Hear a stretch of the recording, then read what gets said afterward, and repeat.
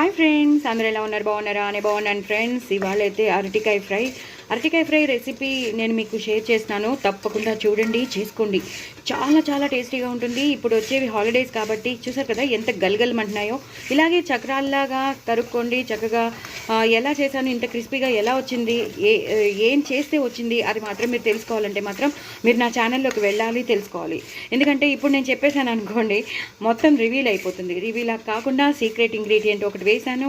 అది వేస్తే ఇలా మనకి ఎంతో క్రిస్పీగా వస్తుంది. పిల్లలు కూడా ఇష్టపడతారు. ఇప్పుడు వచ్చే హాలిడేస్ కాబట్టి పిల్లలు టీవీ చూస్తూ ఉంటారు. మారం చేయకుండా తినాలంటే మాత్రం వాళ్ళకి ఇష్టమైనవి మనం చేసి పెడితే మాత్రం హ్యాపీగా తినేస్తారు. చూసారు కదా, యాస్టీస్ పచ్చిమిరపకాయలు వేసేసాను, పోపు వేసుకున్నాను. చక్కగా ఇంత క్రిస్పీగాను వేయించాలి. ఇంత క్రిస్పీగా రావాలంటే ఏం వేసాను, ఏం చేశానో తెలుసుకోవాలంటే మాత్రం చక్కగా మీరు ఇలాగా చూసేసుకోండి. సూపర్బ్ ఉంటుంది. చక్కగా నేను ఇంకా ఉల్లిపాయలు ఏం వేయలేదు, వెల్లుల్లిపాయ వేయలేదు. ఇవాళ పూజ ఉందని జస్ట్ ఇలాగే వేయించేసాను. ఉప్పు, కారం, జీలకర్ర, ధనియాల పొడి వేసేసి చాలా చాలా బాగుంటుంది. ఫ్రెష్ కరివేపాకు మాత్రం వేసుకోండి. ఈ అరటికాయకి ఆ కరివేపాకు ఫ్లేవర్కి అదిరిపోతుంది. మరి ఇంకెందుకు ఆలస్యం, ఇంత టేస్టీ అయిన ఫ్రై వదులుకుంటారా?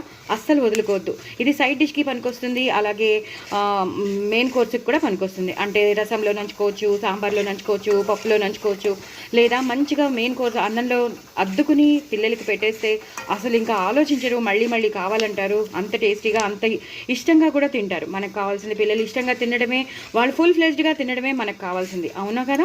సో తప్పకుండా చేసుకోండి, ఎంజాయ్ చేయండి. ఏం చేశానో తెలుసుకోవాలంటే నా ఛానల్లోకి వెళ్ళండి, సబ్స్క్రైబ్ చేసుకోండి.